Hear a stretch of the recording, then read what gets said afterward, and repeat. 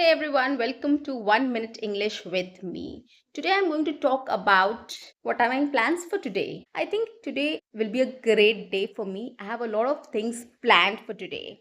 I'm going out for a business meeting. I'm going to have a soft skills session. Then I have some plans for meeting my friend probably in the evening because I'll get free by evening only. So I'll meet her after a very long time. So I'm very excited about that as well.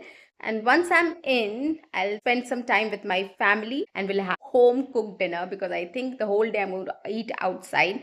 Probably lunch I'm going to have outside, evening I'm going to have something with my friend as well. So the whole day I'm going to spend out. So after coming home, I'll crave for a homely meal. So I'll have dinner at my place, home cooked dinner, and then I'll take rest. So guys, what are you doing today? Let me know in the comment section. Subscribe my channel, like and share my videos. See you. Bye bye.